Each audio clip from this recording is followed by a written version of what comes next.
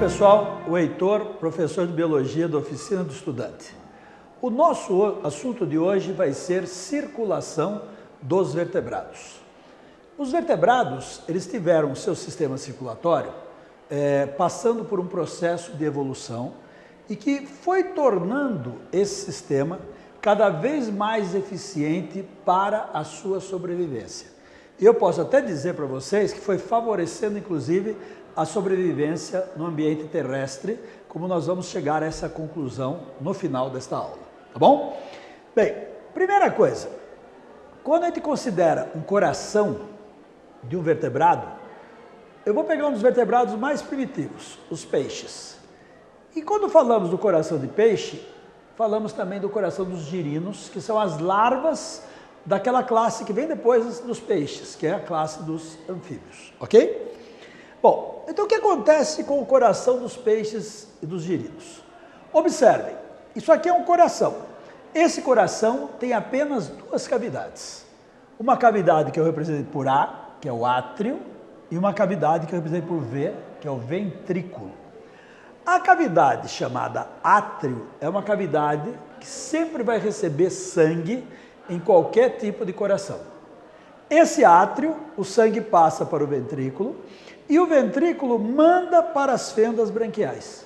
Tá? Lembrando que fendas branquiais seriam as brânquias dos peixes. Normalmente a palavra brânquia a gente usa para molusco, usa para crustáceo. Porque sendo o peixe um animal pertencente ao filo dos cordados, ele tem fendas branquiais. Fendas branquiais, tubo nervoso dorsal e notocorda, como vocês já viram quando estudaram os cordados. Bom, então o que você tem aqui?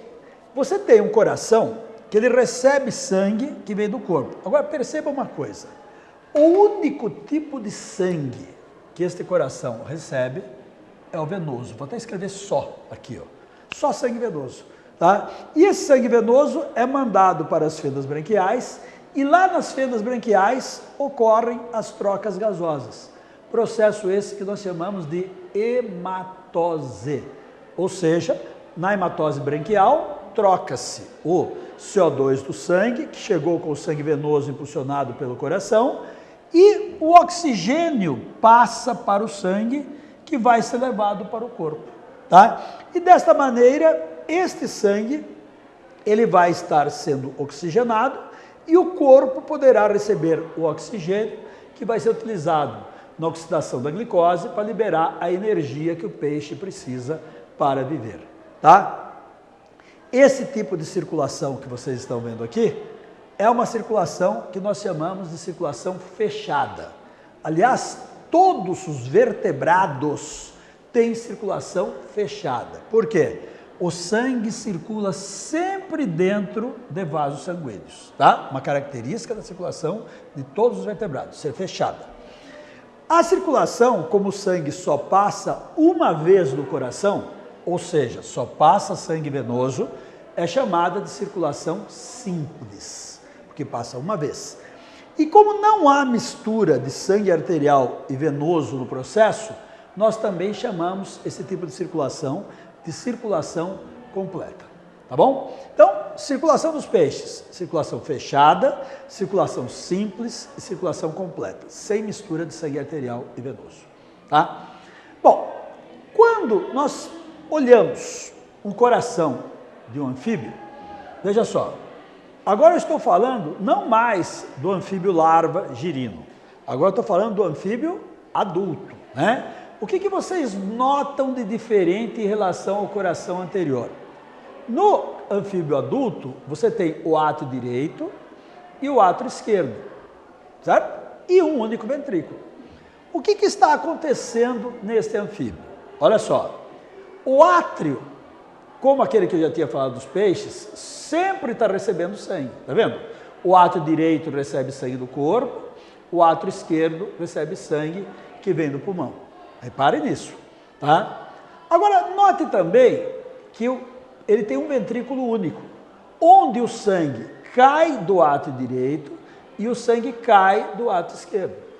Então, o que está acontecendo? O sangue venoso que chegou do corpo e o sangue arterial que chega dos pulmões, repare que acontece uma mistura de sangue, tá vendo? Então, aqui no ventrículo único, tá? O sangue arterial e o sangue venoso vão se misturar. O que vai significar que este sangue que está saindo para ir para o corpo é um sangue misturado arterial com venoso, tá? Assim como o sangue que é mandado para fazer hematose lá na pele do sapo e lá no pulmão do sapo, tá? É um sangue que também vai misturado o sangue arterial e sangue venoso. Então repare que o sangue que chega no corpo também é um sangue que não tem um teor de gás carbônico, vai ter o teor de gás carbônico que vai estar um pouco alto, né? Então não é um teor de oxigênio como seria o sangue que chegou do peixe na circulação completa, tá? Então nós dizemos que essa mistura de sangue arterial com sangue venoso nos anfíbios, nós chamamos então de uma circulação incompleta. Então vamos lá, fazendo a comparação com o que nós falamos no peixe. A circulação de anfíbio é vertebrado. Se anfíbio é vertebrado, circulação fechada, ou seja, sangue sempre dentro de vasos sanguíneos, tá? Como essa circulação, ela é uma circulação que você vê passando pelo coração agora, olha, sangue venoso e sangue arterial que veio do pulmão lá, tá certo? Então você tem sangue venoso e arterial, então agora a circulação passa a ser uma circulação dupla, porque passa dois tipos de sangue no coração. E é uma circulação onde acontece a mistura de sangue arterial e sangue venoso. Isso caracteriza um tipo de circulação que a gente chama de circulação incompleta, ou seja, aquela que permite a mistura de sangue arterial com sangue venoso. Portanto, o corpo não vai ser tão oxigenado como seria caso ele recebesse apenas sangue oxigenado, tá? Porque está misturando o gás carbônico aqui. E também o próprio ar que vai parar no pulmão para sofrer hematose, ele já vai com certo teor de oxigênio. Por quê? Porque o coração, ele funciona do mesmo jeito. Olha, o que o coração faz? Ele sofre um movimento de diástole quando ele recebe sangue. Quando ele recebe tanto o sangue venoso do corpo, como ele recebe o sangue arterial que veio do pulmão, tá? E aí mistura os dois tipos de sangue aqui dentro, tá bom? Então, esse tipo de circulação nós chamamos de circulação incompleta. Tá vendo que eu coloquei um detalhe da respiração na pele? Aquela respiração na pele a gente chama de respiração cutânea.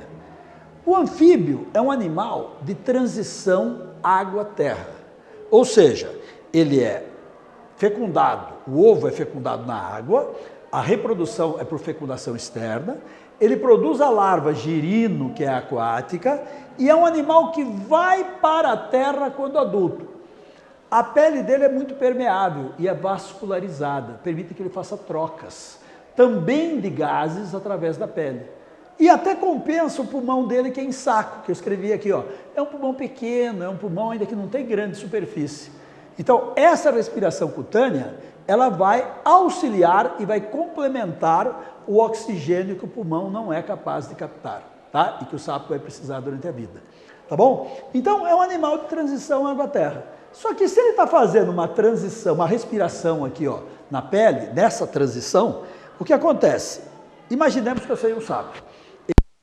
É a minha pata anterior esquerda. Se eu estou sofrendo hematose pela minha pele, aqui na minha pata anterior esquerda, o oxigênio já abastece os tecidos que estão aqui por perto. Não vai trazer para o coração, para depois levar para o corpo, mas vai direto para o membro onde está acontecendo, ou para a parte do corpo onde está acontecendo a hematose, ok? Então o oxigênio ele é trocado pela pele e já vai para o local mais próximo. Bom, quando nós falamos da transição, veja bem, o anfíbio, evolutivamente falando, ele foi para a classe dos répteis. O que aconteceu com os répteis? Enquanto o anfíbio ele é uma transição da água para a terra, o réptil é aquele grupo animal, é aquela classe de vertebrados que vai conquistar a terra. Por quê? A pele é como a nossa, ela é queratinizada, é uma proteína que impermeabiliza a pele e que permitiu ao réptil ser o grande conquistador do ambiente terrestre. Por quê? Ele vai perder menos água, tá bom? Outra característica que torna esse réptil também conquistador da Terra é que agora tem ovo com casca, a fecundação é interna, o espermatozoide do macho vai para dentro do corpo da fêmea, ele não depende mais da água, nem para reproduzir, nem para sobreviver, tá? Do ambiente aquoso, ele precisa de água, mas não para viver na água. Então o que aconteceu? O réptil, ele perdeu essa respiração pela pele, ele não tem mais. Em compensação, o pulmão dos répteis, ele passa a ser um pulmão com dobras, tá? Esse pulmão com dobras dos répteis vai permitir um aumento da superfície pulmonar, portanto está aumentando a superfície de trocas respiratórias, então compensando aquela respiração cutânea que não existe mais, tá? Então ele consegue pegar o seu oxigênio. E quanto ao coração, o réptil deu um passo a mais da evolução. Esse passo a mais da evolução, olha aqui, ó, é um passinho que ele começou a fechar os ventrículos aqui, ó, começou só que começa, mas não termina. Então, o que vai acontecer nos répteis? Apesar do ventrículo começar a ser dividido, a gente até chama essa divisão aqui de septo interventricular, ou seja, a separação entre os dois ventrículos, tá? Esse septo interventricular começa a ser formado, mas não se completa. Então, o que acaba acontecendo nos répteis, tá? É que também vai misturar sangue arterial com sangue venoso. Então, eu posso dizer o que para vocês? Eu posso dizer assim, olha, a respiração dos répteis, como a respiração dos anfíbios, é uma respiração fechada, sempre dentro de vasos, tá? Dupla, porque passa sangue arterial e venoso pelo coração. E incompleta, porque vai misturar sangue arterial com sangue venoso também. Tá bom? Então, isso aqui foi o réptil, ele deu mais um passinho na evolução. Nesse último esquema aqui, o que a gente pode perceber, né? Chegamos nas aves e nos mamíferos. Duas classes de vertebrados, onde o coração termina de se dividir. Veja, esse coração passa a apresentar átrio direito e átrio esquerdo, que tem desde os anfíbios, mas agora eu tenho ventrículo direito e ventrículo esquerdo para mostrar para vocês aqui. E o septo interventricular, ele já terminou de se formar. Então, reparem numa coisa, é um coração em que você vê o sangue venoso chegando do corpo no lado direito e passando para o ventrículo direito. Chega no átrio, que recebe sangue, e do átrio vem para o ventrículo. O ventrículo, quando o coração sofre sístole, ele manda o sangue, que continua só venoso, repare que eu não estou colocando mistura nenhuma aqui, porque não tem como misturar, ó, está dividido, né? Aí o sangue só venoso chega no pulmão. Lá no pulmão sofre a hematose pulmonar. O que é a hematose? Aquela troca de CO2 que está no sangue venoso por O2 que estará presente no sangue arterial. Aí você vê que o sangue arterial chega no lado esquerdo, tá? Caindo no átrio, que sempre é átrio que recebe sangue, vai parar no ventrículo, e esse ventrículo, que é o ventrículo esquerdo, ele vai mandar sangue para todo o corpo, tá? Agora repare, não há mistura de sangue.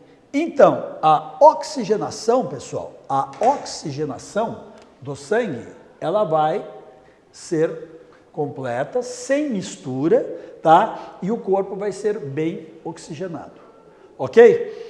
Então, se nós formos classificar a circulação das aves e dos mamíferos, né? O que nós temos? Circulação fechada, porque tudo ocorre dentro de vasos, o sangue está sempre dentro dos vasos, né? É uma circulação dupla. Por que ela é dupla? Porque você vê passando no coração sangue venoso e sangue arterial, e é uma circulação completa, porque não mistura sangue arterial com sangue venoso. Pessoal, qual que foi a grande consequência desta circulação completa? A grande consequência foi mais oxigênio disponível. E se eu falo de mais oxigênio disponível, eu posso pensar em maior queima de glicose, tá? Eu posso pensar em maior liberação de energia e até mesmo a capacidade de manutenção da temperatura corporal em níveis constantes, tá? Então, ave mamífero não mistura sangue arterial com venoso, esses animais vão ter uma capacidade maior de oxigenação dos seus tecidos. E se vocês olharem só um pouquinho aqui, ó, um outro fator que aconteceu na evolução desses animais foi o aumento da superfície do próprio pulmão. O pulmão do anfíbio, por exemplo, é um pulmão em saco. Esse pulmão em saco, já havia dito para vocês ali, tinha uma pequena superfície, ele usava até a epiderme para poder complementar o oxigênio necessário para o seu metabolismo. Quando esse pulmão do anfíbio evoluiu para o pulmão do réptil, esse pulmão tornou-se um pulmão com dobras. Veja, esse pulmão com dobras dos répteis compensou então aquela falta da epiderme para respirar, uma vez que a pele estava impermeabilizada.